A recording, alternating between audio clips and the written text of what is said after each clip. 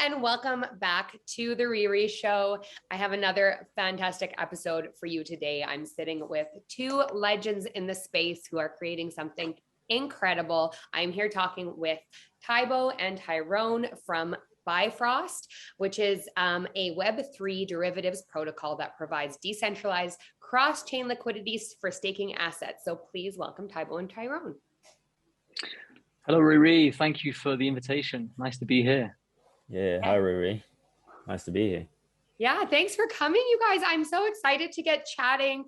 We have quite the list of questions to get through, so hopefully you stick it out with me. I'm gonna pick your brains, but yeah, excited to learn more about Bifrost. You guys are doing some incredible things in the space, so let's get into it. And as usual, if you've seen any of the Riri shows, they always start with an introduction. I love to hear a little bit about you guys.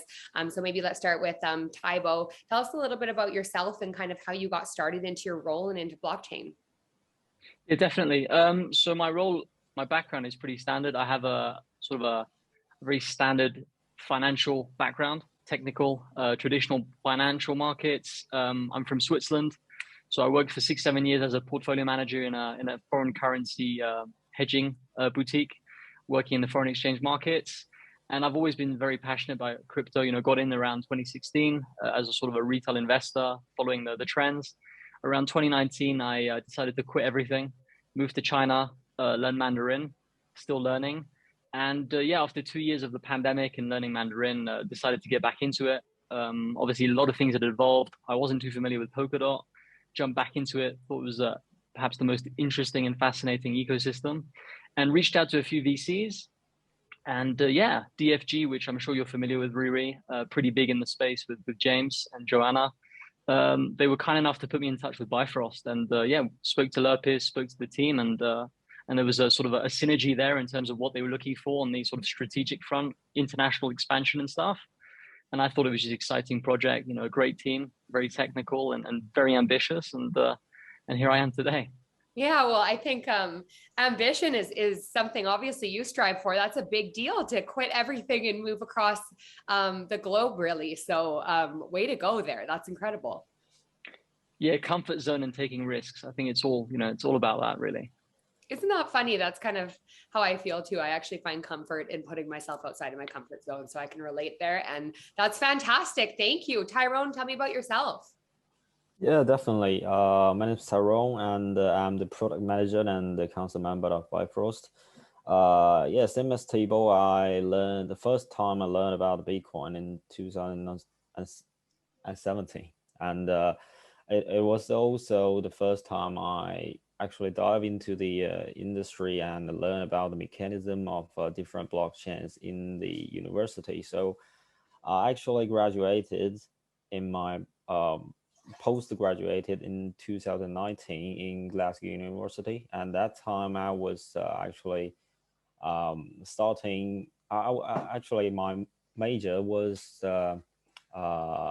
global economy, and actually it has some, in the university there was some discussion and panels about talking about the Bitcoins and the economy in the cryptocurrency world. So that's fantastic. It's really, attracting me. And in the dissertation, I was actually evaluating and writing something and discussed about the current circumstance of the crypto world. So and after that, I was working in the media of blockchain, and then I came to Bifrost. And I thought that was it's really interesting, the mechanism of proof of stake, and so we are building the staking derivative product together right here. So that's my experience.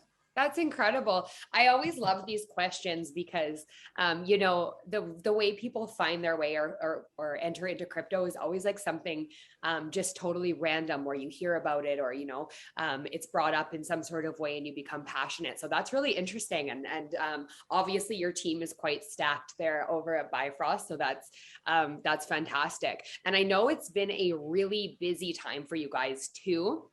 We're going to get into some of your recent news because you have a lot going on. But first of all, actually, congratulations on the parachain. That was exciting. Were you having a party over there at Bifrost? Yeah, COVID party. An internet Zoom party? Yeah, I mean, it was, I mean, as you know, Shanghai's been shut down, unfortunately. So it's been quite difficult, but we hope to regroup around Polkadot Decoded, which will take place in Hangzhou, or eventually, you know, during the summer, you know. Yeah, something like that. There's so many decoded events happening too. So I always love this time of year because we get to see all the pictures and hear all the interviews and stuff. So I'm really excited. But let's start with Bifrost in a nutshell. Can you gentlemen please tell me a little bit about Bifrost, what it is in a nutshell, just in layman's terms to kind of tell the audience what you have going on there? Sure. So, I mean, very, very simply, Bifrost, you know, is a substrate developed Web3 derivatives protocol. You know, we're looking to, our mission is really to sort of provide a cross-chain decentralized liquidity for staked assets. That's in a nutshell what we're looking to do. So we're looking to obviously leveraging off XCM in order to provide that cross-chain, you know, staking liquidity derivative across multiple chains, and then adding value to those derivative VTOKENs such that the end user can benefit from that utility. So I guess we'll speak in more details as to what we're looking to build around the utility, but that's in a nutshell. Yeah, absolutely. We're going to get right into it. Tyrone, did you have anything to add there? That's pretty much right on the money.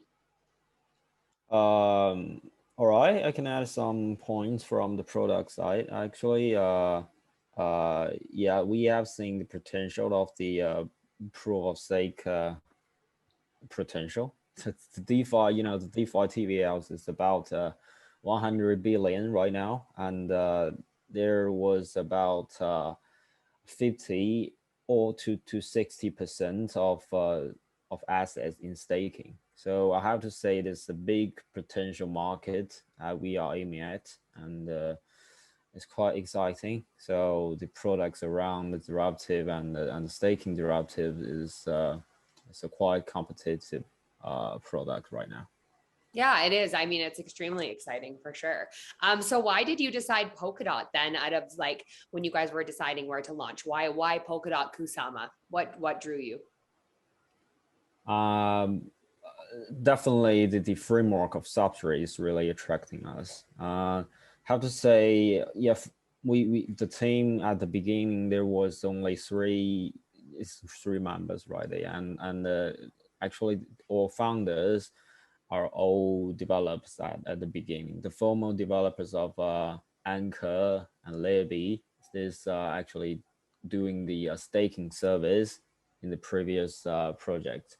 So after, you know, evaluation of a different framework of and different mechanism of blockchains, we found that Polkadot has a native consensus to transfer the messages and assets between different we can say that's a shared chains between different shared chains, and you know, setting up validators to validate as main to separate shared chains. So that's a quite, we think that's a quite secure way to do the blockchain, and at the same time to develop the different modules as the method we want. It's actually a customized way to develop the blockchain by ourselves, but not limited in the EVM environment or the smart contract. So that's very, at that time, and in the 4 years before, that's very creative way to start with. So definitely, why don't we choose that? So definitely the Polkadot, we chose that. For sure. And I think the substrate framework is kind of what draws a lot of people in, and it definitely saves some time too on launch. So I think, you know, that's also something important. And then that mixed with interoperability, like I can imagine the draw in, yeah, for sure. So my next question for you is, what problems did you see in the space that you felt Bifrost then solves? So like what problems or issues did you see where there was a place for Bifrost where you're like, this is it, this is what is needed, you know? I think firstly, in terms of locked up liquidity and opportunity costs, That's sort of the first premise. That's why we went off with the slot auction liquidity protocol mechanism there around the crowd loan. And then I think more generally speaking around, proof of stake networks, the fact that users can obtain sort of benefits of staking by pledging tokens, to provide security to the network. But then again, there's the issue of opportunity cost there again. So more broadly speaking, I think in the POS consensus, framework, there's the benefits of DeFi and staking, which are actually at conflict. And that's sort of what we're looking to aim at. And there's also then the issue of cross-chain costs, which we're looking to aim for. And more importantly, I think there's a conflict between sort of the security and the liquidity under sort of the POS consensus opportunity. So there's a few things, 3 aspects, which I think are key, which we're going to touch upon later, which are really about security, liquidity, and standardization. That's sort of what we're looking to aim for. For sure, for sure. This is something I love to know too, because how did you all find each other? How did your team come together in the first place? We know each other before. We are the former team to provide actually the IOST staking service in the previous project, and is actually in the service right now for the IOST. And at that time, we actually launched the IOST staking liquidity for the VIOST in the Libetike, and we actually at that time received about 2 million TVL at about 2 years ago, and so from the experience of that, we saw the market and the potential of the staking derivative, and there's quite much requirements for those staking and unlock those liquidity requirements. So we're trying to build it into you can say a more popular mechanism blockchains to Polkadot and even other blockchains. So we just want to start with Polkadot and use the advantage of that cross-chain feature and connect with the different blockchains. So I think that's the good strategy, and we all see that strategy is quite suitable on all manned. So we sit together, and there's the Bifrost. Yeah, for sure. Absolutely. So then so this is a kind of an interesting question. I like to always throw these in here. But how do you see then DeFi and StakeFi changing or evolving then over the next coming years?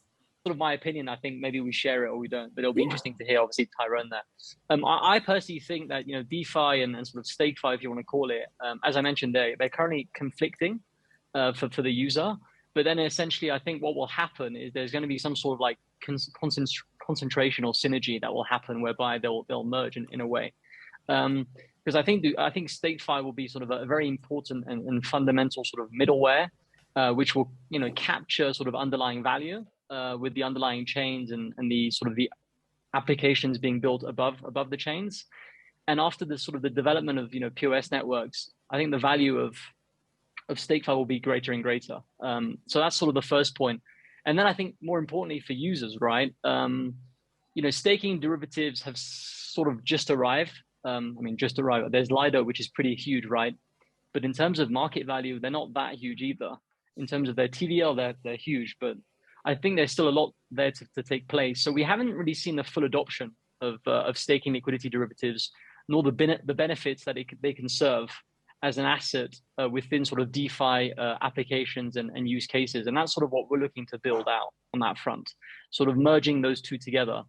And let's not forget, like, staking derivatives, they do sort of bring advantages to DeFi yield. I think we'll speak about it later, but in the sort of, in the DOT ecosystem, for example, and I think in the future as well of DeFi, you'll have, basic DeFi yield combined with, staking derivatives, and you'll see higher, overall yield compared to ordinary DeFi yield. So I think combining both, DeFi and StakeFi, and the interest, which is sort of compounded, there's an overall sort of product opportunity there, which will obviously, benefit users and also benefit different projects. And I think we'll speak about that later, about how we're working within Polkadot and Kusama with the different projects built on top of certain parachains, where everybody can sort of enjoy that utility, regardless of whether it's DeFi or staking derivatives.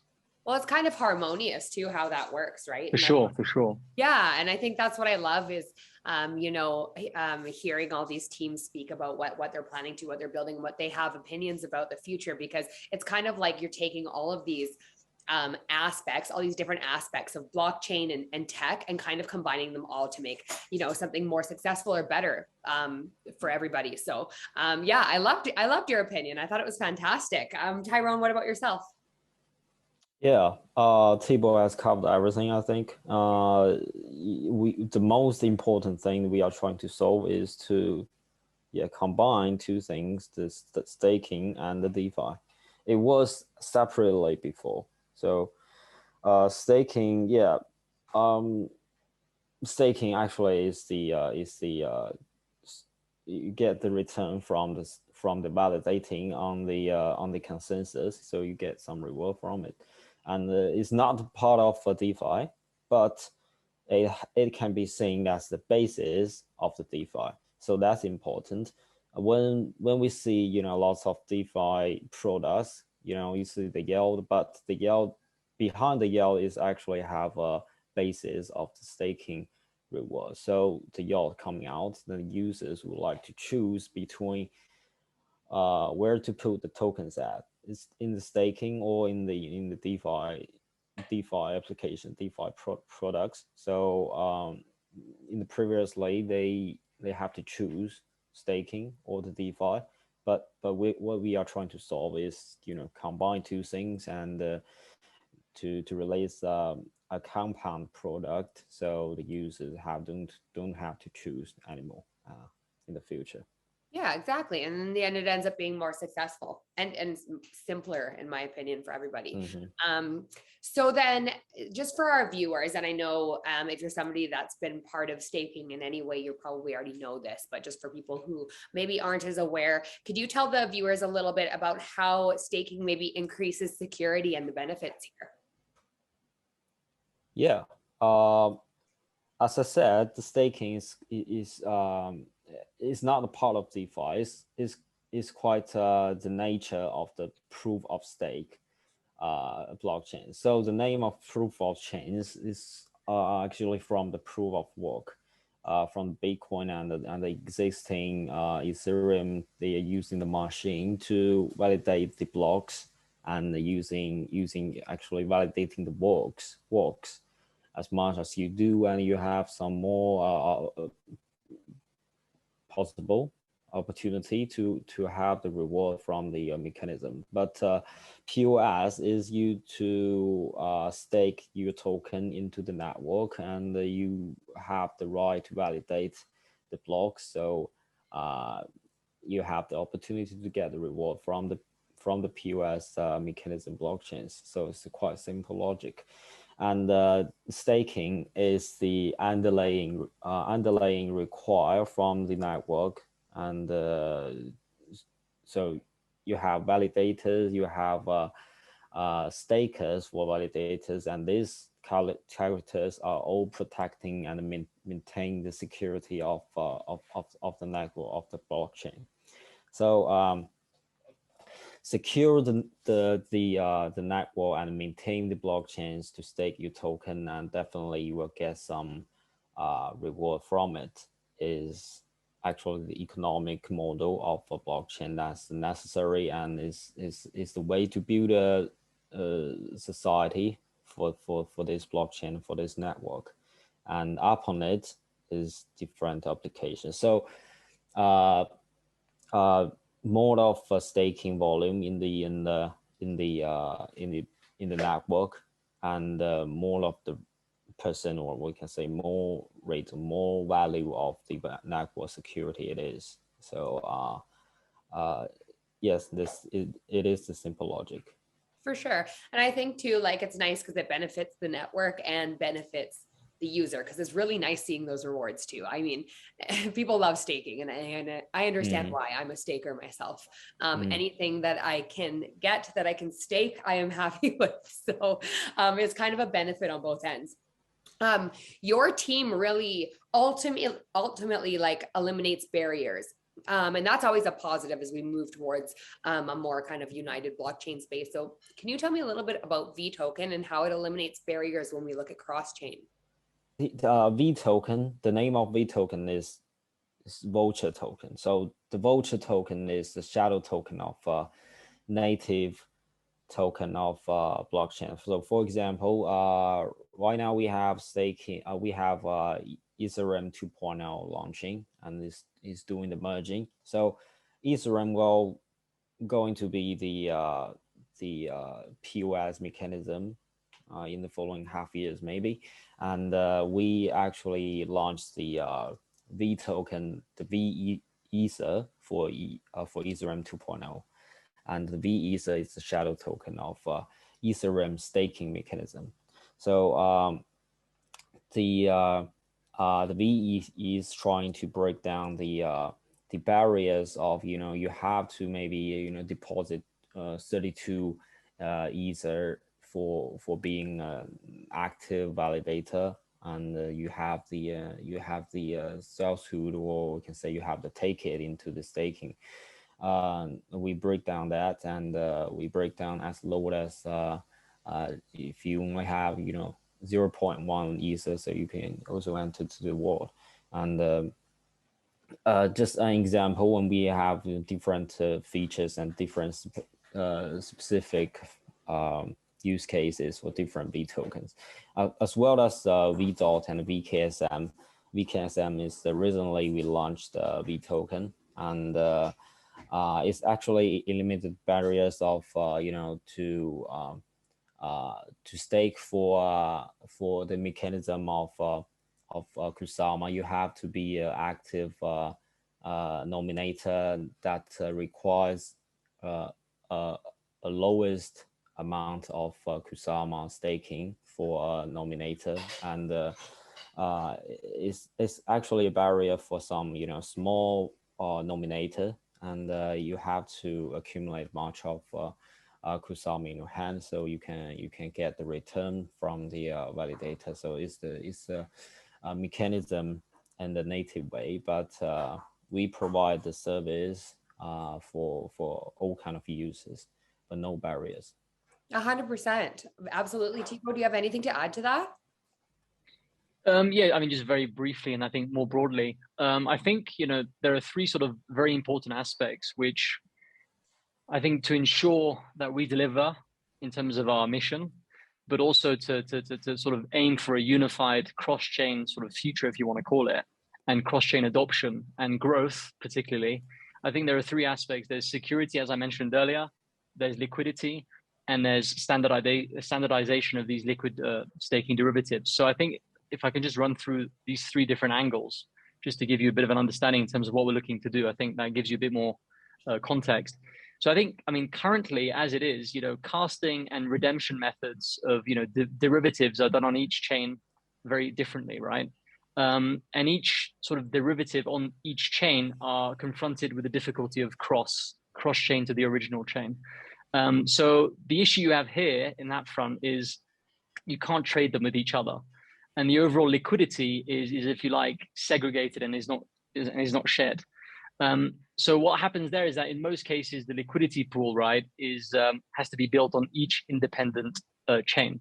So I think on our ends, what we're looking to do, seeing as we're trying to build, through XCM, which is our sort of standard, by leveraging off the whole architecture of Polkadot, we hope to sort of provide a standardized staking liquidity derivative for Polkadot, Kusama, and then other parachains, including sort of heterogeneous change like Ethereum 2.0, Cosmos, which is part of the plan, down the line on the different ecosystems.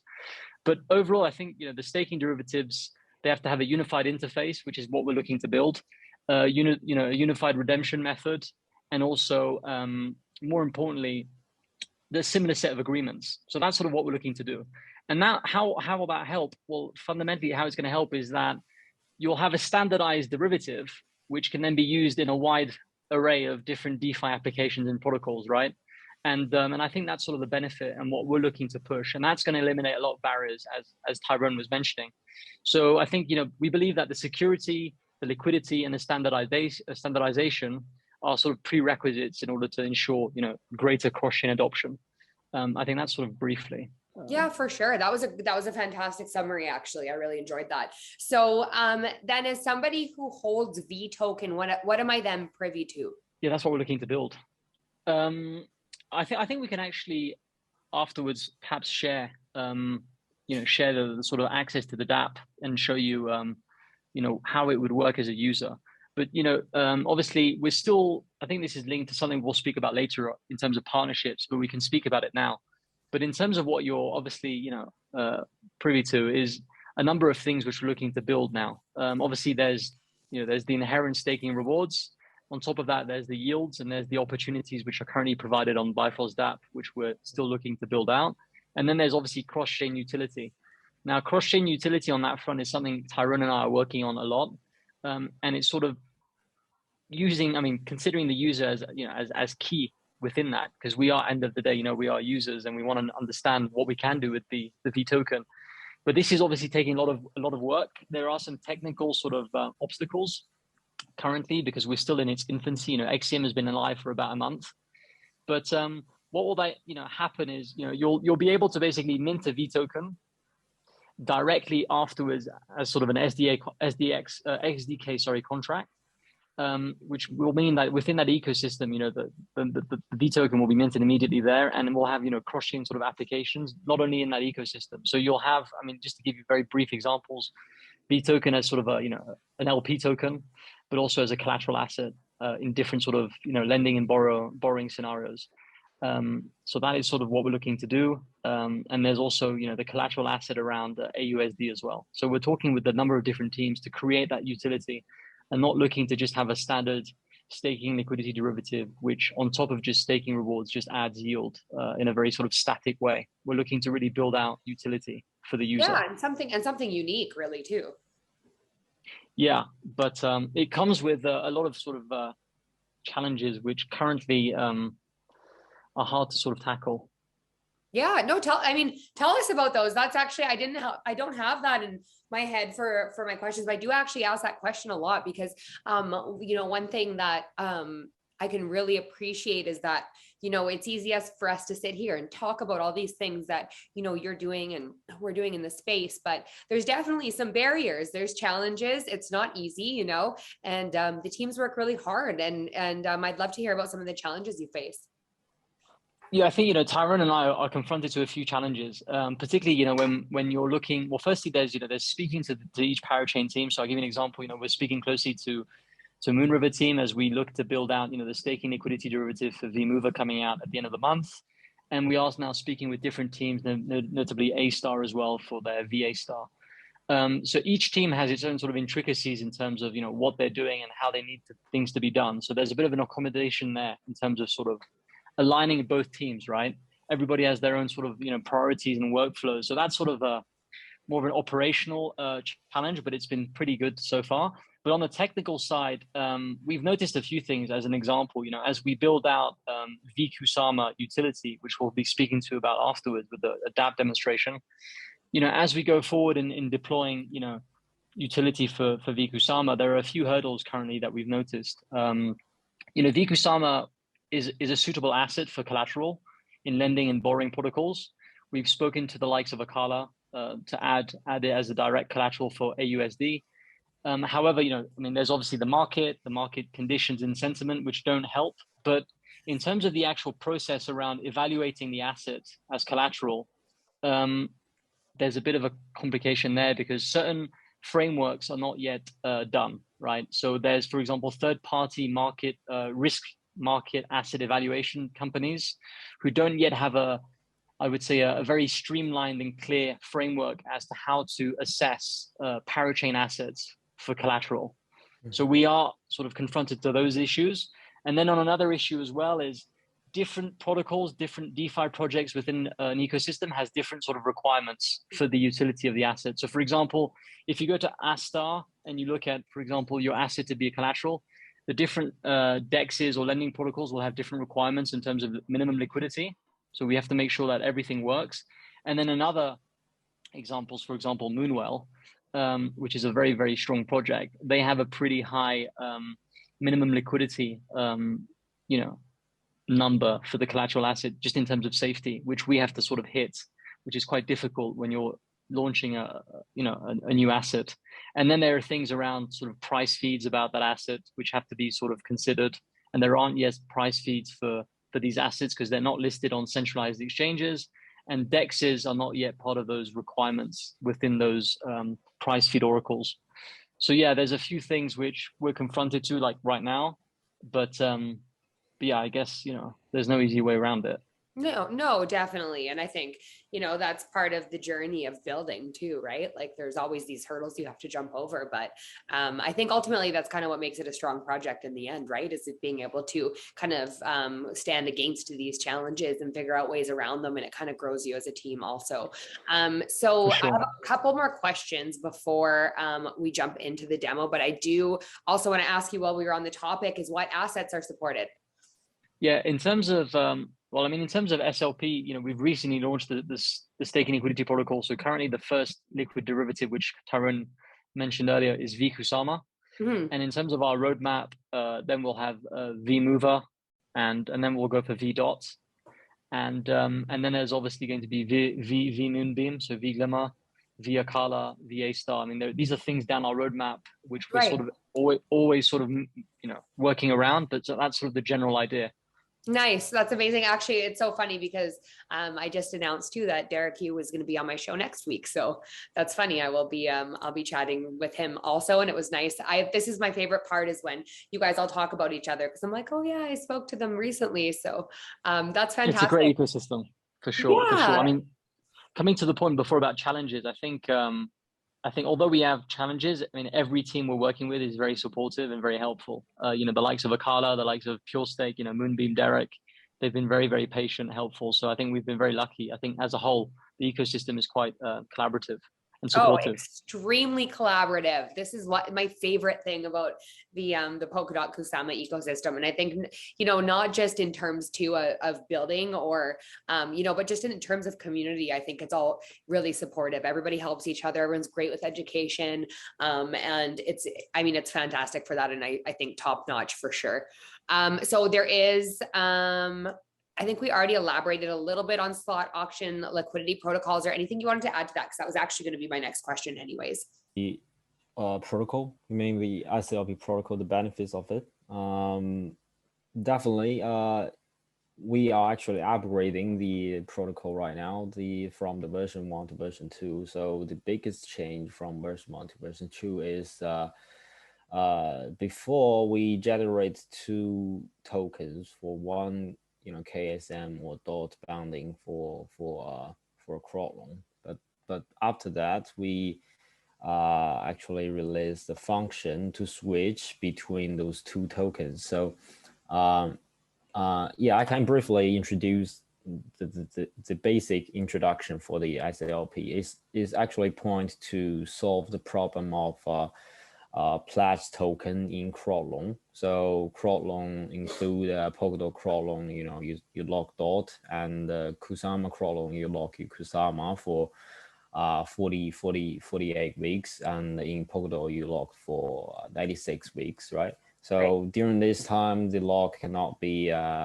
withdrawn or redeemed, and the liquidity is 0, definitely, and the SLP is slot auction liquidity protocol that if you actually you join the crowd loan from Bifrost and you get the derivative and you get the shadow token of your Kusama or DOT, and the generated token include V token and the VS token, voucher slot token, and the VSBOND. So VSBOND represents the redemption period of your crowd loan deposit. So for example, if you support the Akala's crowd loan and maybe the Akala crop loan has been released in about 15 days ago.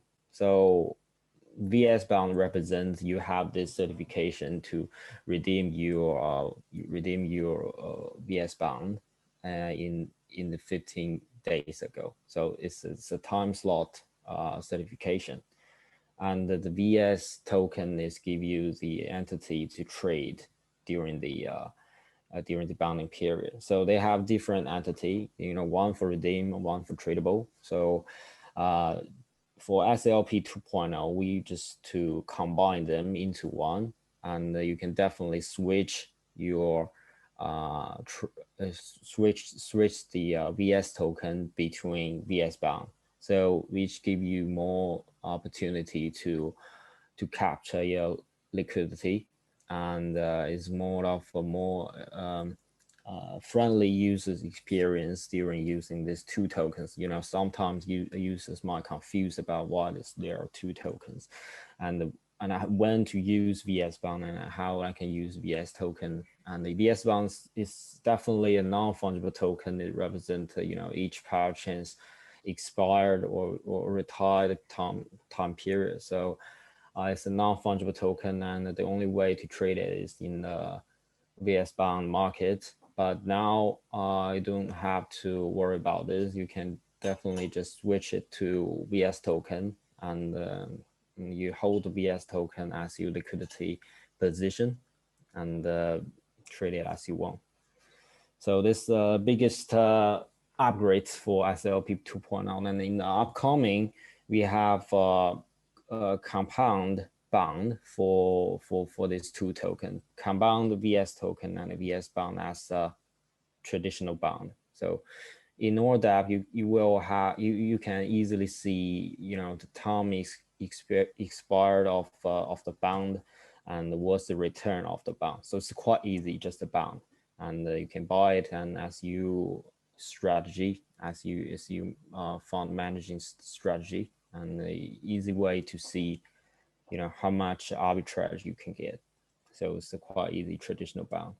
Right. You know what I love, Tyrone, is actually I was just gonna get into all about VS token and VS bond, and you answered my question. You guys are so informative. So this is fantastic, and I actually think this is a really good spot if you guys want to show us the dApps. Here's the Bifrost app, and easily see some TVL information in the first page. And VSTOKEN and VCrowd loan is two different palette. The VSTOKEN means to V token, all the V token. So right now it's the Kusama, V Kusama right here, and the TV on liquidity.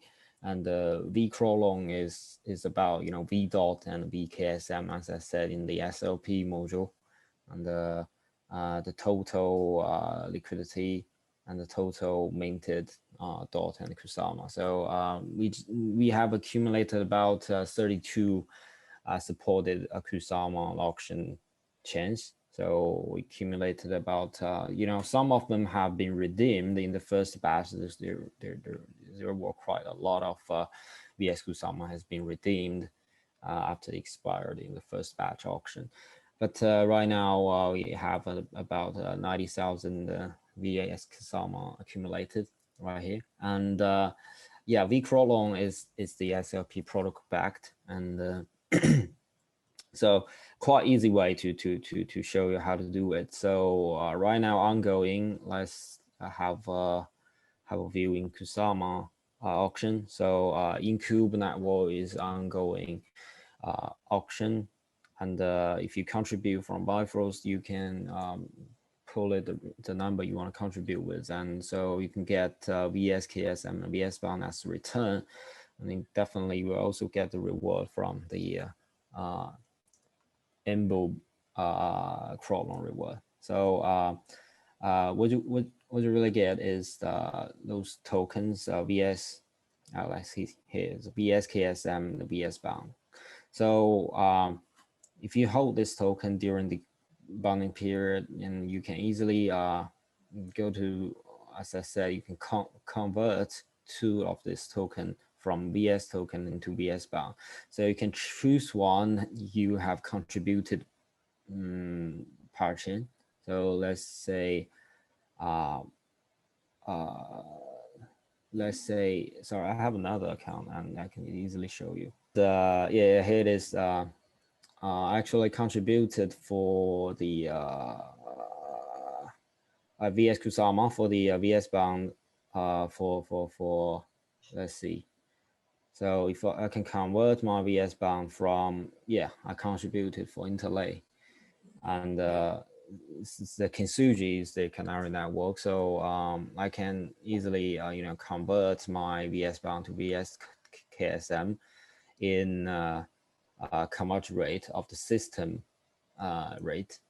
And definitely if I convert and get VSKSM, so I can easily go to swap. We are using the Zenlink DEX in the underlying palette, and you can easily treat you VSKSM as KSM, and definitely there's a discount rate in it because you're having the liquidity before the time period of redemption. Definitely you will pay some cost for the liquidity, and that's the cost. So there's a discount, and Right. For using this, you have to calculate how much of the space for the arbitrage, and if you convert, there's a convert rate, and if you swap, there's also a swap rate. So do the collaboration of two different spaces, so you can calculate this arbitrage rate. And yeah, that's basically a basic introduction for the VE crawl long, and then we go to VStaking. This is more easier. This is quite easier. So VKSM, let's see, VKSM is totally staked in the Bifrost network. Is about 70,000 KSM accumulated, and it's kind of a staking service for users, but at the same time you can get the liquidity in your hand. So if you have KSM, give me 1 second.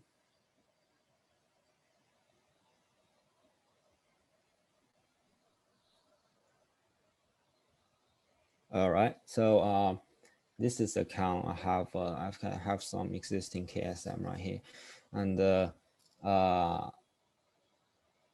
if you have KSM in the Kusama relay chain, and you can easily cross in some of you can see the relay chain balance, the 7, so you can cross chain some of them from the relay chain to Bifrost network. So that's the actually the bridge between Bifrost and the Kusama relay chain. That's also the fantastic advantage of the Polkadot and Kusama ecosystem. We can easily build the bridge between power chain and relay chain and the power chain to power chain. So as you see, we have built the some cross chain scenario with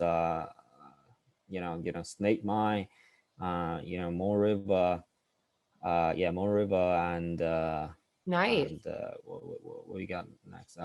Karura and the Fala. Yeah, here's the Fala. So we have build the HRMP channels, that the native cross-chain method of Polkadot between these chains, and we back to the VKSM. So you can cross-chain some of native token from the relay chain to Bifrost, and you do the staking. So the minimum staking volume is 1, and you actually mint 1 Kusama to V Kusama. So here's the problem. It's not a problem. Here's the interesting to see is that 1 KSM only switched to, less than 1 VKSM. The reason of that is the VKSM price is higher than KSM. So the higher price of the VKSM includes the staking reward from it. So you can see here's the holding profit of your KSM is increasing. So the increasing part of this holding profit has been calculated to the price of VKSM. So it's quite interesting. Also, let us mint 1 KSM to VKSM. Oh, I love this. You're so thorough with your demo. Okay, so I just want to make it as easier to understand. Okay, you can also easily see the staking APY. So base is quite a based average staking return from the relay chain, and you can easily see there are validators we are staking for. There are all the existing validators. Now we will take a routine to change some of them. In the existing period, we are using the whitelist for those validators, but in the next step, we will let BNC holders to choose them from the governance. And right, yeah, we have minted one KSM right here, and it has been described that the one KSM I'm staking is from less than one VKSM, so it's quite simple to understand. Right. And my holding profit, this calculating haven't been refreshed, so I need to clear the cache so it will be clear. And it looks like you have an APY there of 34.35. Is that right? Yeah, definitely. That's from basic return of a staking of the staking reward, and plus, I will show you the next step how to get the additional farm. Okay, so here's the right profit. The holding profit is calculating now is from the reward of relay chain adding to the value of VKSM. So I have some VKSM in hand, so I can go to the farming to capture some additional reward from it. And VKSM is in the single token farming. By the way, VKSM, KSM is also a liquidity pair to provide some liquidity right here. So you can choose definitely between two of them. And for the VKSM, KSM, you can provide some liquidity in Zenlink protocol. And for VKSM, you can directly deposit VKSM right into it. And if you execute this operation, so you can definitely easy get the APY, the return as it described here, about 34 and 0.35. So yeah, that's the whole procedure for the V staking. And right now we have one existing KSM staking right here, VKSM, and so in the meantime, we are building the scenarios like Thibault said. We are building the XCM, the cross-chain scenarios with Akala and Moonwell. We plan to build the SDK of this protocol. So which means that in the smart contract in the EVM environment, application can easily call the API to mint the VKSM or redeem the VKSM, or just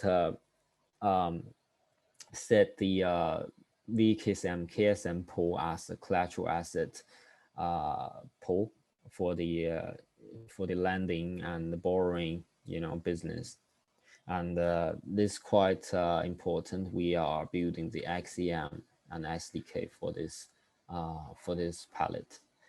And yeah, so that's all about the V staking. That's all about V staking. And by the way, we just finished the Rainbow Boost. It's actually an activity for V-staking. And actually, I'm so happy. I'm gonna, Tyrone, if while you're doing this, actually one of my questions was about Rainbow. Yeah. Yeah, and I love the name. Actually really made me happy because your logo is also a rainbow. So I really like the way you guys named it. So while you're going through this, if you can just tell us what the campaign's about, that would be fantastic. Yeah, definitely.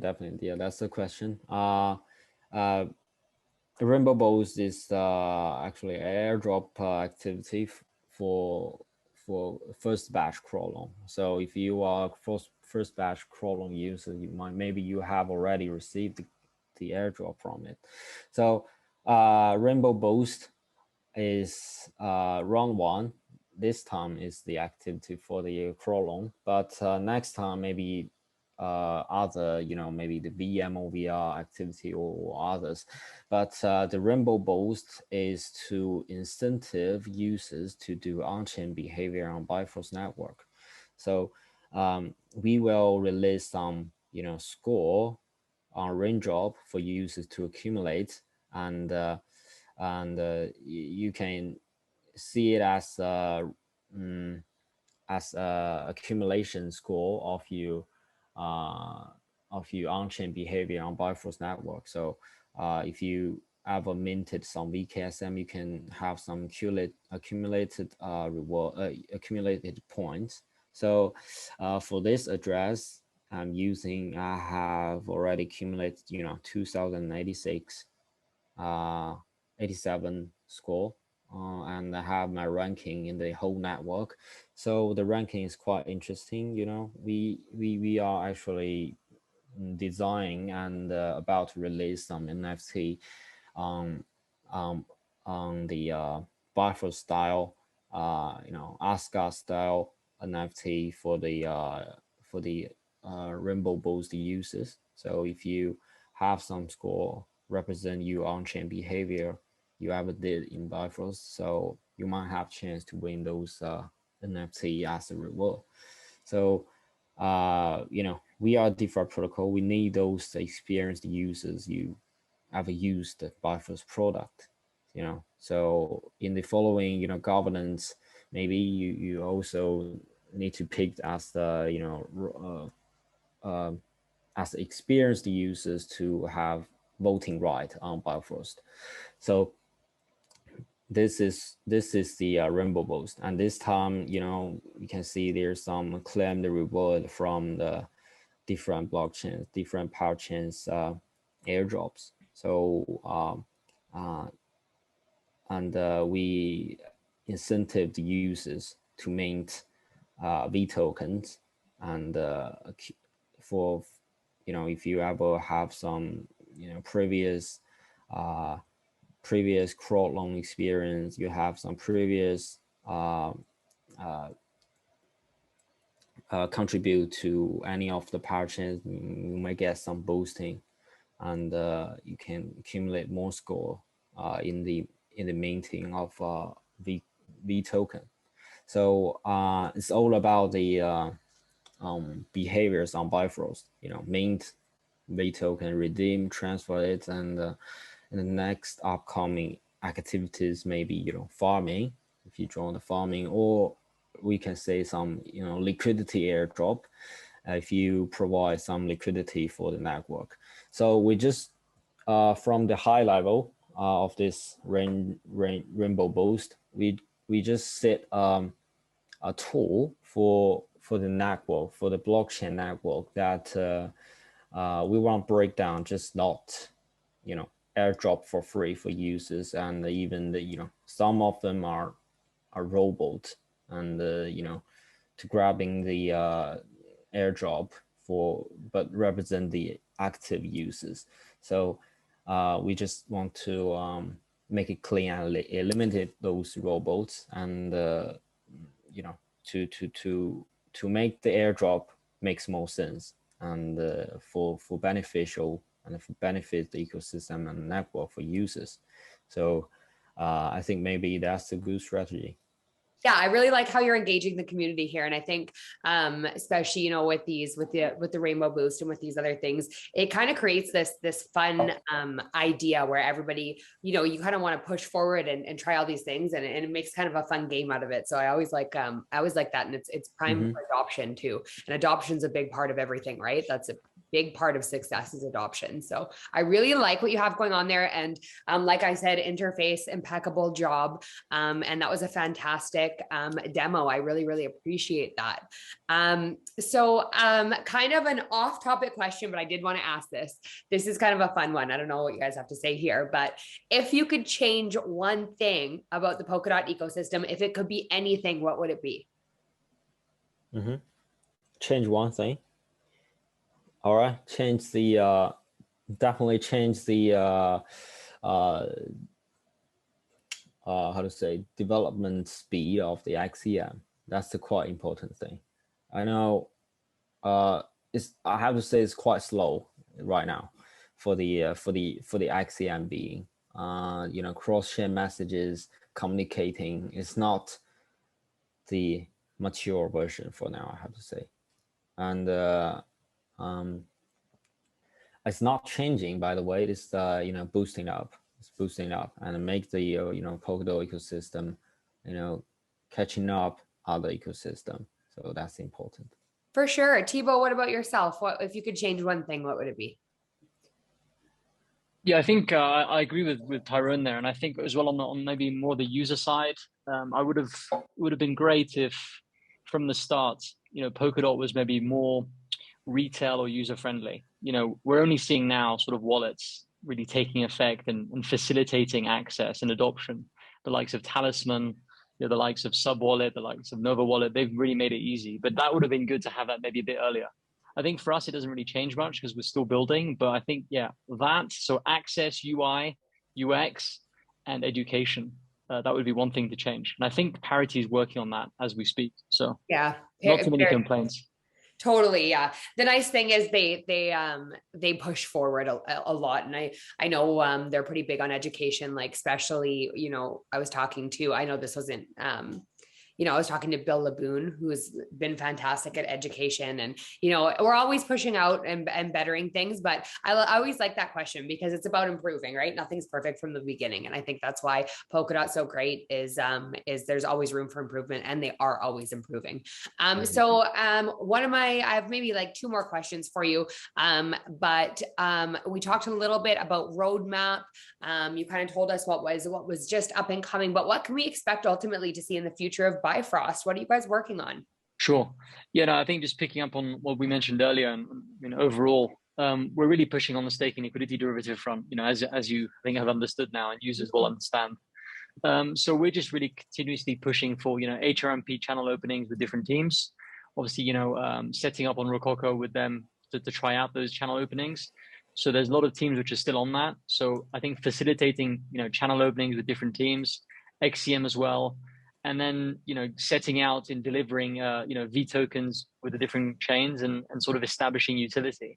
And that will just continuously sort of, grow. And then obviously see the developments on the different bridges as well, in terms of how we can connect to the different ecosystems such that, we're all interconnected and we can sort of, leverage off the likes of Cosmos, Solana, the likes of, Ethereum and all that on the staking derivative front. Yeah, absolutely. Well, I'm really excited to see what you guys are going to get up to, and watching the progress is something that's fun for the community. So I'd be really happy to have you guys back, hopefully in a little while, once you've accomplished some of your roadmap, and see what else you guys have in store for us. Do you have any final comments or anything to add, or anything that you wished you would have talked about that we didn't get to talk about? No, I think on my end, I think we've covered everything. Obviously, thanks for the opportunity. I think if your users or anyone has any questions, feel free to reach out to us. We're more than happy to speak. And I think, as Tyrone mentioned, through his very sort of thorough demo, there's a pretty big NFT sort of campaign we're launching, linked to Rainbow Boost. So now's the time for people to sort of, go for it. And we've got some exciting things to happen going forward. Absolutely. Well, amazing. I can't wait to see. I love that you're incorporating the whole NFT thing and the Rainbow Boost. That was really fun to read about also, but I will be checking out Bifrost, and thank you so much for coming on the show. It's been long awaited. You were so patient. I had my little moment. I was ill there for a bit, so I appreciate you guys being flexible, and hopefully we can talk really soon. Definitely. Sure. Thanks, Ruby. Thanks a lot for your time.